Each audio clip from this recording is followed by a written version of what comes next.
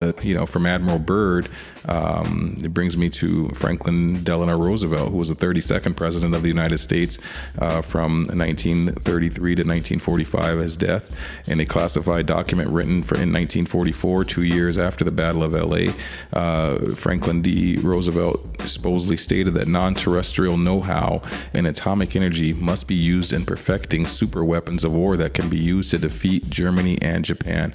We must take every advantage of such wonders that have come to us. The authenticity of the document has been debated, but most researchers believe that it is absolutely real. The first official government reports of UFOs became top secret. The Roosevelt administration kept UFO and aliens as classified as they did the atomic bomb. Roosevelt passed in April of 1945, and 4 months later, his successor Harry S. Truman ordered the atomic bomb to be dropped on Hiroshima and Nagasaki. The timeline and document seems to make it clear that we didn't exactly develop atomic technology, rather it was given to us. In November 1944, Foo Fighters first appeared to U.S. Allied troops, but they were seen as early as 1941 by British troops and ever since by countless others. In April 1945, Roosevelt passes. Germany surrenders the following month. On August 6, 1945, World War II essentially ends with atomic bombs being dropped on Japan. Japan surrenders. 1945, Project Paperclip officially begins and Nazis join the USA. 1947, the Roswell crash. 3 months later, in 1947, the CIA was officially created, which were spies and henchmen for the secret government, became filled with Nazis. They helped seat the Nazis, and they have been operating through Nazi paperclip scientists ever since. 1947, we get Project Blue Book that tries to explain the flying saucers to the public, and 1948, you get its follow-up Project Sign. 1947, we have the National Security Act providing the formerly illegal third option. The first option is diplomacy for the government. The second option is war. And now the secret third option is provided by the National Security Act, which is the CIA's paramilitary assassinations. The hidden hand, which gives the government plausible deniability, but it allows them to target and attack without observing a person or an entity's rights.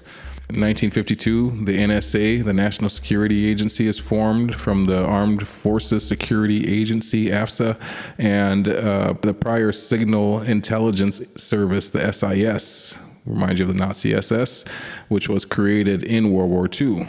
1958, NASA was officially formed. NASA, Nazi propaganda, space propaganda. 1940s, Project Blue Book. 1947 to 1969, Project Blue Book had two goals: to determine if UFOs were a threat to national security and to scientifically analyze UFO-related data. Their stated goals admit UFOs are real. We'll continue the timeline. We'll continue this into the late 40s. We'll pick up here in July 1948, where the U.S. Air Force sent a fighter pilot to investigate UFO sightings over Fort Knox, Kentucky. His aircraft crashed and the pilot killed while pursuing a UFO. Also in 1948, Aztec, New Mexico, a UFO incident, an alleged retrieval of a grounded UFO and its occupants from a plateau in New Mexico. Also in 1948, American commercial pilots reported that their airplane had nearly collided with a UFO. Then later in October 1948, a U.S. Air Force pilot sighted and pursued a UFO for 27 minutes over Fargo, North Dakota, of all places. Did Truman and the military-industrial complex kill Roosevelt? I postulate this question because it seems that a lot of things started to go on, and Roosevelt might have been some type of old guard when the new guard was pushing to come in. So we'll look at some facts. During March 1945, Roosevelt sent strongly worded messages to Stalin accusing him of breaking his Yalta commitments over Poland, Germany, prisoners of war, and other issues, while Stalin had accused the Western allies of plotting behind his back a separate peace with Hitler. So Stalin was accusing the United States of plotting a separate peace treaty with Hitler.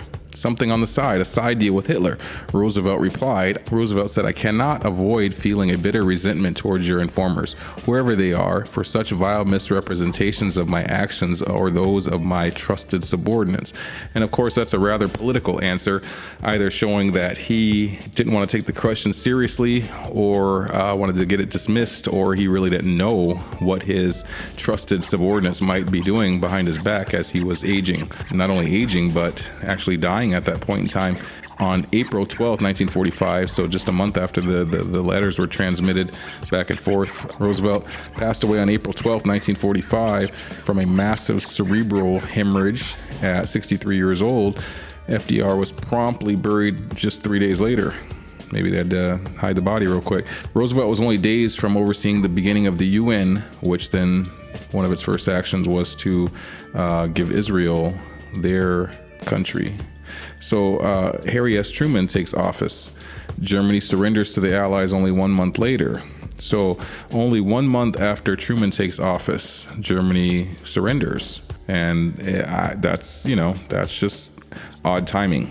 So Roosevelt wasn't able to see the surrender. For some reason, they hadn't surrendered. And then only 1 month after he passes and the new guard takes over under Truman, and the CIA exploitation up into the White House is complete, then Germany gets a signal to surrender, it seems.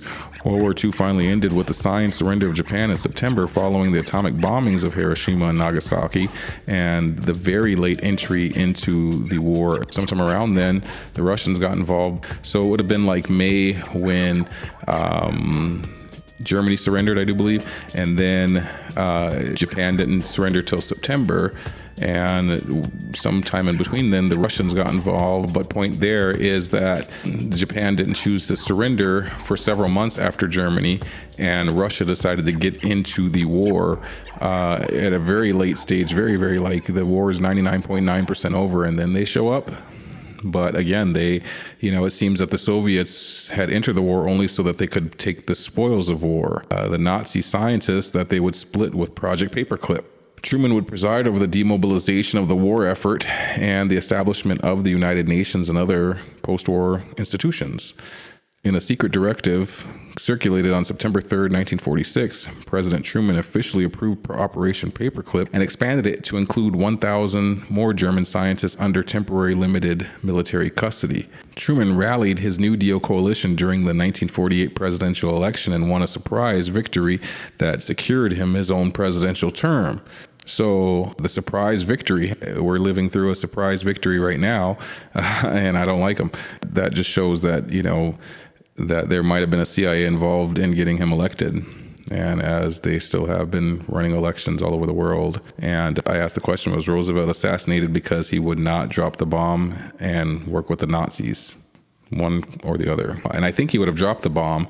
So it's very easy for the CIA to poison him and get him out of the way if he was stalling on any of the issues. And it seems like he might not have been willing to work with the Nazis. Only more questions arise then. Did Hitler really die? Are the Nazis really in Argentina? Are the Nazis on the South Pole? Are the Nazis on the moon? When people don't control the government controls the people, and the people keep questioning everything because they have to, because they're not told the truth about anything. One thing is certain, World War II didn't end. The USA and the USSR were thoroughly invaded by Nazis. MKUltra and CIA mind control. They were started by Nazi paperclip scientists. Hitler viewed mind control as the way to take over the world. So this brings us to the Cold War, and the first Cold War, they call it. The first U.S.-Russian Cold War was driven by CIA and Nazi propaganda completely.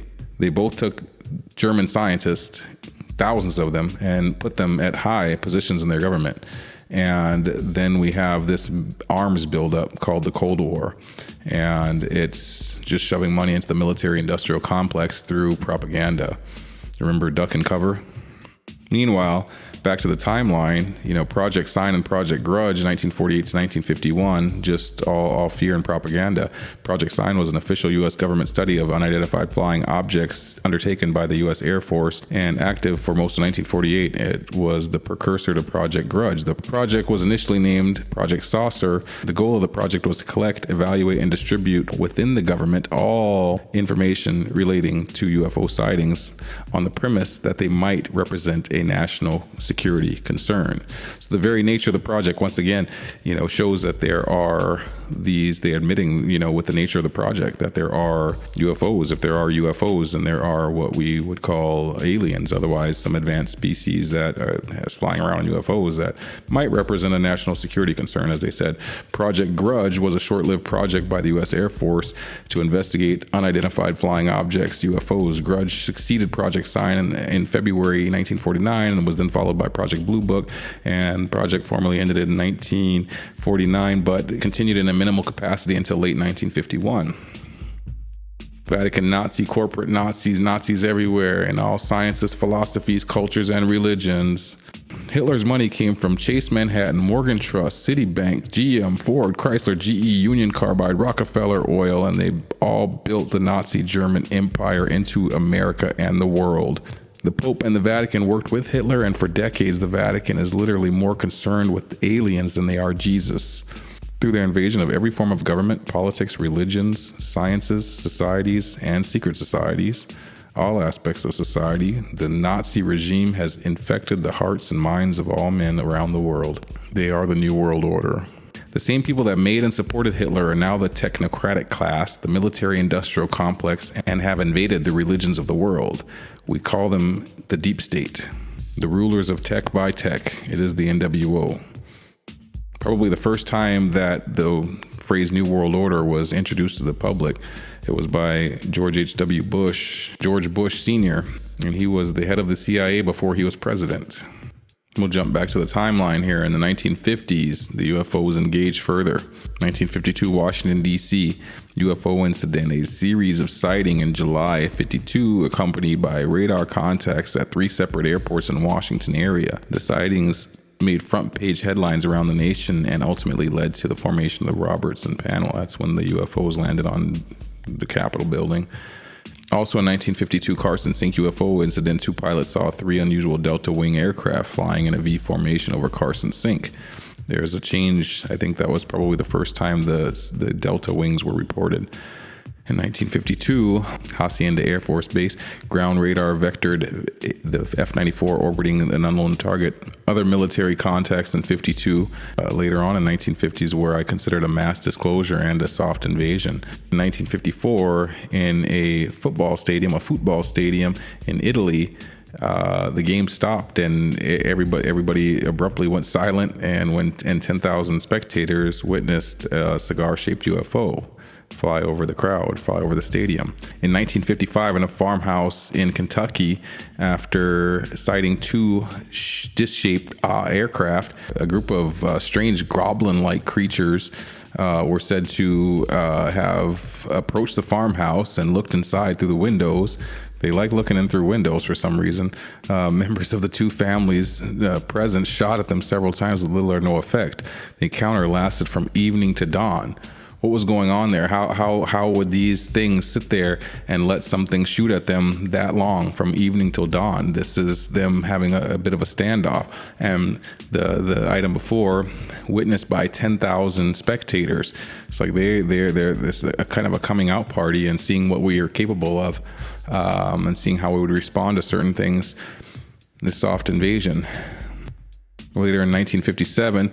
In the United Kingdom, an Air Force pilot reports that he was ordered to intercept and fire upon UFOs displaying very unusual flight patterns over East Anglia. Ground radar operators tracked what was believed to be an unidentified aircraft for some time before Torres' plane even was scrambled to intercept. So they're saying aggressively go after these things, in the UK at least, by 1957.